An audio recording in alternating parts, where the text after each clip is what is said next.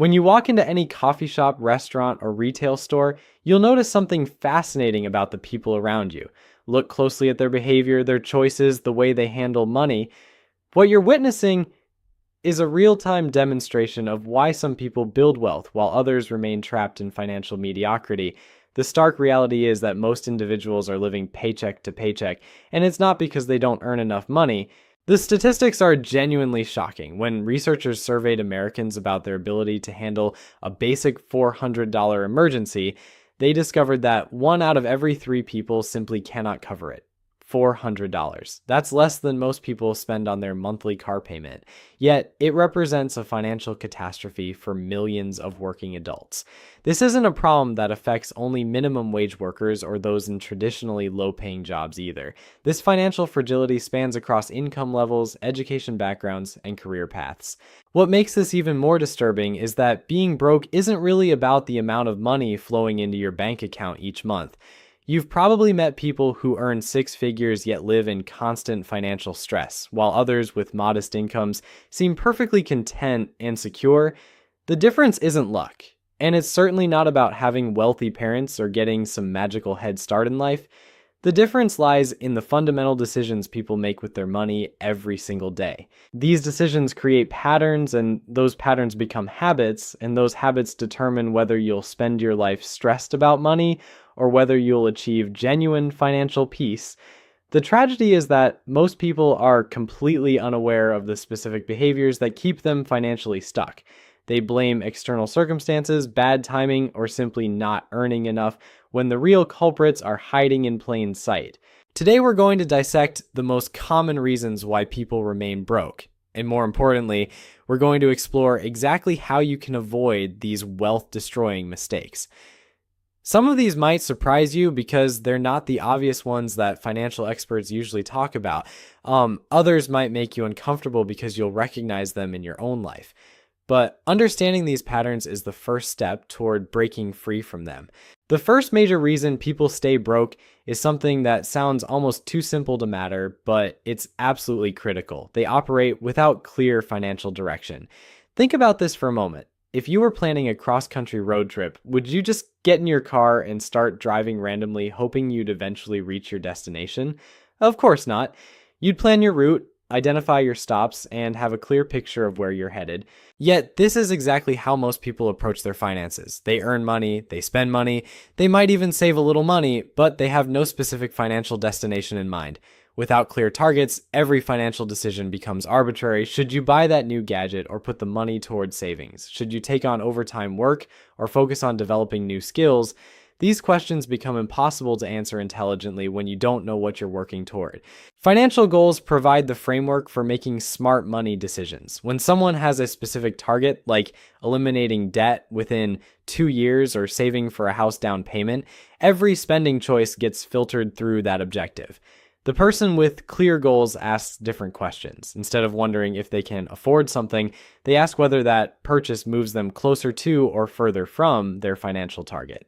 The second reason people remain financially stuck is their complete lack of preparation for life's inevitable surprises. Remember that statistic about 1/3 of Americans being unable to handle a $400 emergency? This reveals a fundamental misunderstanding about how life actually works. Unexpected expenses aren't really unexpected at all. Cars break down, appliances fail, medical issues arise, and job situations change. These events are predictable in their unpredictability. When people haven't prepared for these entirely normal life events, they're forced to make desperate financial decisions. They might put the car repair on a credit card, borrow money from family, or even skip the repair entirely and hope the problem goes away. Each of these choices creates additional financial stress and often leads to even more expensive problems down the road. The third major wealth destroyer is living without a spending plan. Most people would never run a business without tracking income and expenses, yet they run their personal finances in exactly this careless manner. They have a rough idea of what they earn and a vague sense of where their money goes, but they lack the precise awareness that comes from actually monitoring their financial flows. This ignorance creates a phenomenon that almost everyone has experienced. You get paid, you make what feel like reasonable purchases throughout the week, and then suddenly you're wondering where all your money disappeared. Without tracking, it's impossible to identify the small spending leaks that drain your financial resources. Those $5 coffee purchases, the impulse buys at the grocery store, the subscription services you forgot about, they all add up to significant amounts over time. The fourth reason people stay broke might be the most psychologically complex. They live entirely in the present moment. When it comes to money decisions, there's an understandable appeal to this approach. Life is short, youth doesn't last forever, and there's something to be said for enjoying your money while you're young enough to appreciate it. The problem arises when this present-focused thinking becomes so extreme that it completely ignores future consequences. These individuals make financial choices as if their future selves don't exist. They spend money on immediate pleasures while assuming that somehow, magically, their future financial needs will take care of themselves. This isn't about being overly restrictive with money or sacrificing all enjoyment for some distant retirement. It's about finding the right balance between present enjoyment and future security. The fifth wealth-destroying behavior involves expensive habits that people often don't even recognize as significant financial drains. These aren't necessarily the obvious vices, though those certainly qualify. We're talking about patterns of spending that feel normal and justified, but actually represent massive transfers of wealth out of your pocket. Consider someone who smokes a pack of cigarettes daily. At current prices, this habit costs roughly $250 per month. Over a year, that's $3,000. Over a decade, it's $30,000, not including the compound growth that money could have generated if invested instead. The same person who spends this amount on cigarettes will often claim they can't afford to invest money for their future. Similarly, frequent restaurant dining represents another major expense that people tend to underestimate. Grabbing lunch out daily, ordering dinner a few times per week, these seemingly small choices can easily consume $500 to $800 monthly. Again, this is money that could be building wealth instead of disappearing into temporary consumption. The sixth reason people remain broke involves their relationship with debt, specifically their inability to distinguish between debt that helps build wealth and debt that destroys it. Not all borrowing is created equal, yet most people treat every form of debt as essentially the same. Productive debt helps you acquire assets that generate income or appreciate in value over time. A mortgage on a rental property, student loans for high-value education, or business loans that fund profitable ventures can all be considered good debt. These borrowing decisions help you build wealth faster than you could by saving alone. Destructive debt, on the other hand, is money borrowed to purchase items that lose value immediately and provide no ongoing financial benefit. Credit card debt for vacations, car loans for vehicles beyond your actual needs, and financing for consumer goods all fall into this category. This type of debt not only charges you interest, but it's also secured by assets that are depreciating rapidly. What makes this particularly devastating is that destructive debt often enables people to make purchases they genuinely cannot afford. They're not just paying interest on these items, they're also stretching their budget beyond sustainable limits, which creates ongoing financial stress and limits their ability to build wealth through investing. As we continue exploring these wealth-destroying patterns, you'll start to see how they interconnect and reinforce each other, creating a cycle that keeps people financially trapped regardless of their income level. The seventh reason people remain financially stuck reveals something uncomfortable about human psychology. They make purchasing decisions based on what others might think, rather than what actually makes financial sense. This behavior is so common that it has become a defining characteristic of the modern consumer mindset, yet most people who engage in it would deny doing so if asked directly. Watch people at a shopping mall, observe social media posts, or notice what happens when someone gets a promotion at work. You'll witness this phenomenon repeatedly. Someone buys an expensive watch not because they need better timekeeping, but because they want colleagues to notice their success. Another person leases a luxury car they can barely afford because they believe it projects an image of prosperity. These decisions aren't driven by practical needs or genuine enjoyment. They're motivated by the desire to create impressions. The psychological trap here runs deeper than simple vanity. Many people have convinced themselves that looking successful will somehow lead to actual success. They believe that if they dress the part, drive the right car, and live in the right neighborhood, opportunities will naturally flow their way. While appearance certainly matters in some professional contexts, this thinking often becomes an expensive form of self-deception. The real irony is that truly wealthy individuals often display the opposite behavior. They drive older cars, wear modest clothing, and live in houses that are comfortable rather than impressive. They understand that every dollar spent on appearances is a dollar not working to generate more wealth. Meanwhile, people who are actually struggling financially are often the ones spending the most money trying to look rich. This appearance-focused spending creates a vicious cycle. The more money someone spends on looking successful, the less money they have available for actual wealth-building activities. They become trapped in a performance that requires increasingly expensive props, while their real financial situation deteriorates behind the scenes. Eventually, maintaining the facade becomes so expensive that it prevents them from ever achieving genuine financial success. The eighth wealth-destroying behavior involves a fundamental misunderstanding about how money should flow through their lives. Most people approach their finances backward. They pay everyone else first, then hope something will be left over for their own future. This might seem like the responsible approach, but it practically guarantees that wealth building will never become a priority. Here's how this typically plays out. Someone receives their paycheck and immediately starts paying bills, buying groceries, filling up their gas tank, and handling various other expenses. If anything remains at the end of the month, they might put it into savings or investments. The problem with this approach is that there's rarely anything meaningful left over. Life has a way of expanding expenses to consume available income, and when your own financial future gets last priority, it usually gets nothing at all. The alternative approach flips the sequence entirely. Before paying any bills or making any purchases, a predetermined amount gets directed toward investments and savings. This money gets treated like any other essential expense, something that must be paid regardless of what else is happening financially. Only after securing their own financial future do they handle other expenses with whatever remains. This shift in priority creates powerful psychological changes. When someone knows they've already taken care of their future self, they make different decisions with their remaining money. They become more creative about reducing expenses, more motivated to increase income, and more selective about purchases. They're forced to live on less than their full income, which prevents lifestyle inflation and creates sustainable wealth building habits.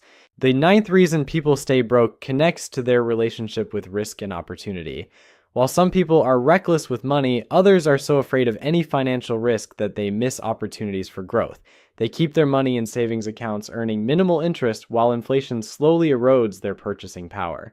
They avoid investing in stocks, real estate, or business opportunities because they might lose money, not realizing that not investing is itself a risky decision. This excessive caution often stems from a fundamental misunderstanding about risk. Many people view risk as something to be avoided entirely when successful wealth building actually requires learning to manage risk intelligently. The goal isn't to eliminate risk, but to take calculated risks that offer reasonable potential for reward while protecting yourself from catastrophic losses. Fear-based financial decisions also prevent people from taking advantage of opportunities that require some level of risk. They might pass up a chance to start a side business, invest in their education, or move to a city with better job prospects because these choices involve uncertainty. Meanwhile, they fail to recognize that staying in their current situation also involves risk, the risk of remaining financially stagnant while costs continue rising around them. The 10th wealth-destroying pattern involves their approach to income generation. Most broke people think about money in terms of trading time for dollars, and they never develop additional income streams. They work their regular job, collect their paycheck, and assume that working more hours is the only way to earn more money. This linear thinking severely limits their financial potential. Wealthy individuals understand that true financial freedom comes from developing multiple sources of income that don't require their direct time investment. This might include rental properties, dividend-paying stocks, business ownership, or royalties from creative work. These income streams continue generating money even when they're sleeping, traveling, or focusing on other activities. The transition from earned income to passive income requires initial effort and often some financial investment, which is why broke people struggle to make this shift. They're so focused on immediate financial needs that they can't invest the time or money required to build these alternative income sources. This keeps them trapped in the time for money exchange indefinitely. What makes this particularly challenging is that building passive income streams often requires reducing current consumption to free up resources for investment. Someone might need to live in a smaller apartment for a few years to save money for a rental property down payment, or they might need to work evenings and weekends to build a business while keeping their day job. These sacrifices feel difficult in the short term, but they're essential for long-term financial freedom. The 11th reason people remain financially stuck involves their relationship with financial education. Most people stop learning about money once they finish school, if they ever learned about it at all. They treat financial knowledge as something static rather than recognizing it as a skill that requires continuous development. Financial markets change, tax laws evolve, new investment opportunities emerge, and economic conditions shift. Someone who learned basic money management principles 20 years ago but hasn't updated their knowledge since then is operating with outdated information. They might be missing opportunities or making decisions based on circumstances that no longer exist. This lack of ongoing financial education also makes people vulnerable to bad advice and predatory financial products. Without sufficient knowledge to evaluate recommendations critically, they often make decisions based on whoever sounds most confident or whoever is trying to sell them something. They might pay excessive fees for investment products, fall for get-rich-quick schemes, or make major financial decisions without understanding the long-term consequences.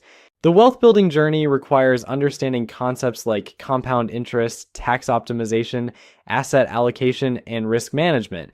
These aren't complex topics, but they do require some study and practical application. People who commit to continuously improving their financial knowledge gain significant advantages over those who remain financially illiterate.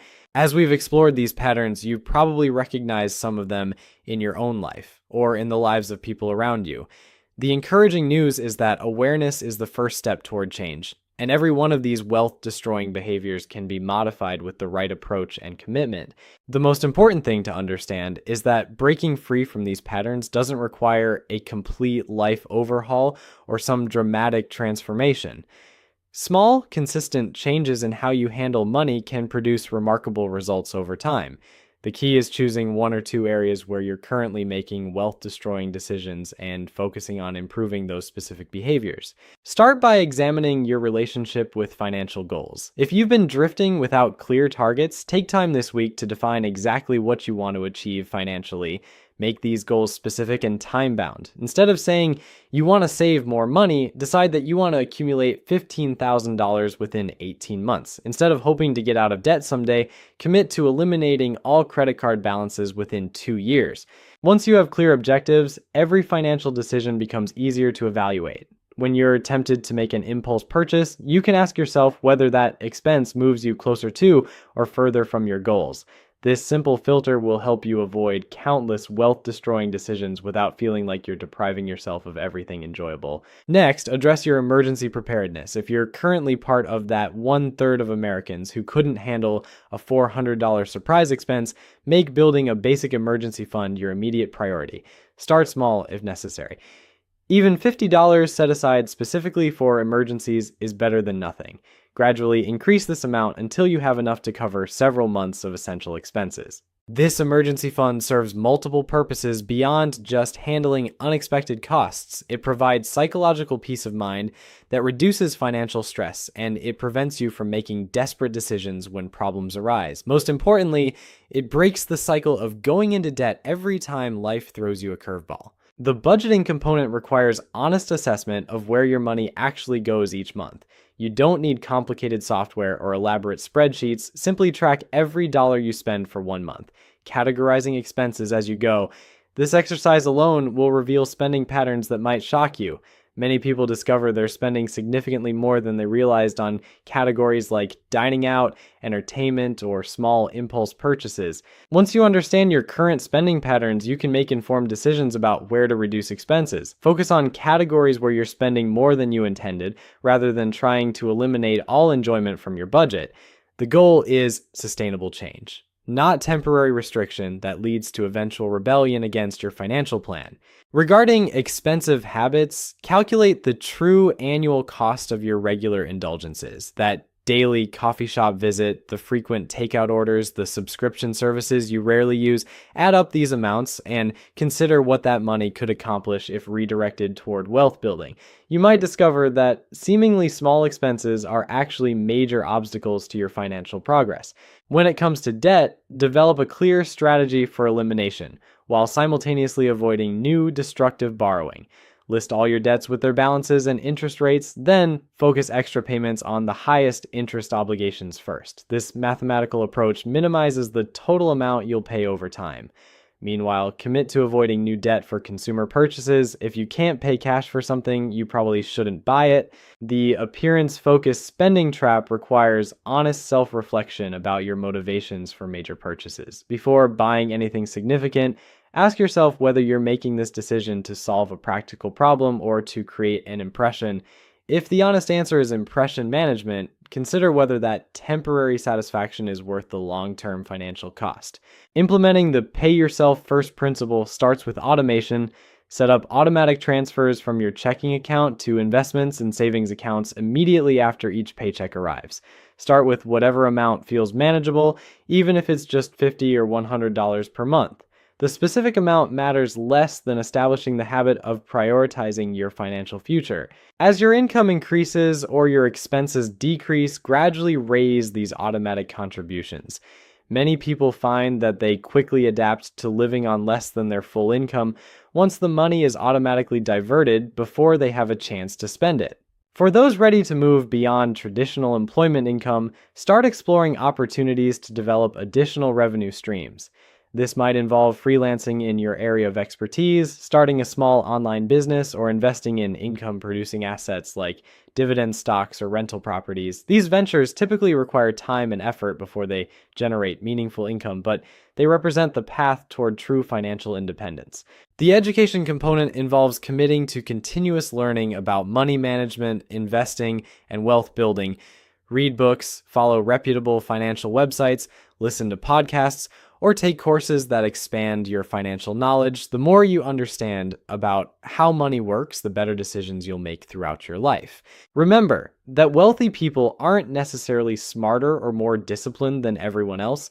They've simply developed better financial habits and made those habits automatic through consistent practice.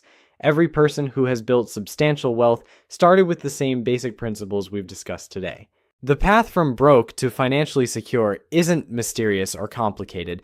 It requires making different choices with your money consistently over time. Some of these choices involve spending less on certain things so you can invest more in your future.